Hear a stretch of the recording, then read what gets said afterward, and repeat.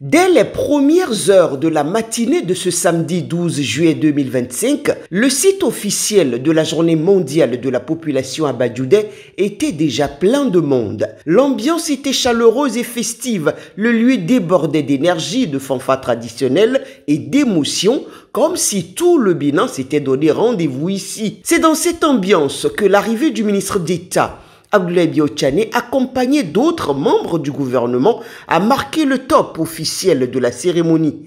Monsieur le Président, je voudrais du haut de cette tribune et au nom du Conseil communal de Waké, que j'ai l'insigne honneur de présider, et de l'ensemble de la population de notre commune, adresser au chef de l'État, son Excellence M. Patrice Talon, et à tout son gouvernement, toute ma gratitude et ma reconnaissance pour le choix porté sur la commune de Waké, afin d'abriter cet événement planétaire. Cette marque de considération et de confiance placée en nous, nous honore et dénote de l'attachement du président de la République aux questions de population et de développement du Bénin en général et de la commune de Waké en particulier. Cette année, nous célébrons le potentiel et la promesse que porte en elle la jeune génération. Une génération plus nombreuse que jamais. Les jeunes ne se contentent pas d'incarner l'avenir. Ils exigent qu'il soit juste, inclusif et durable.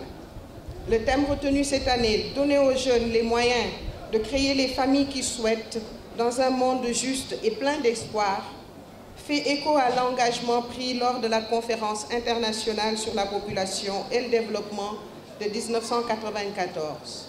Chaque personne a le droit de faire des choix éclairés concernant sa vie et son avenir. La maison des jeunes de Badjoudé était pleine. Dans son discours, le ministre d'État a dressé un bilan clair des réformes profondes du président de la République, Patrice Talon, en matière de développement à visage humain au Bénin. Pour notre gouvernement, la jeunesse porte la promesse de l'avenir, mais cette promesse ne prend forme que si elle se manifeste dans un cadre favorable. C'est pour cela que depuis 2016, notre gouvernement travaille à améliorer les conditions de vie des populations et en particulier des plus jeunes. Fonder une famille librement et dignement exige un accès à l'éducation, à la santé, à un emploi décent dans un climat de paix et de justice sociale. L'éducation constitue la base pour construire une famille stable, faire des choix responsables et s'épanouir pleinement dans la société. Les cantines scolaires ont été généralisées pour favoriser le maintien des enfants à l'école, en faisant de l'enseignement et de la formation technique et professionnelle un levier de transformation de notre économie. Notre gouvernement mise sur le développement de compétences concrètes, de savoir-faire immédiatement utiles pour les jeunes, afin de leur permettre de se faire une place sur le marché de l'emploi, sur le marché du travail. Toutes ces actions ont déjà des résultats. Mais ce n'était pas qu'un moment de discours. La cérémonie s'est aussi transformée en un acte concret de soutien aux populations locales. Des matériels de transformation de produits agricoles ont été remis à des groupements de femmes venus des 4 coins de la commune.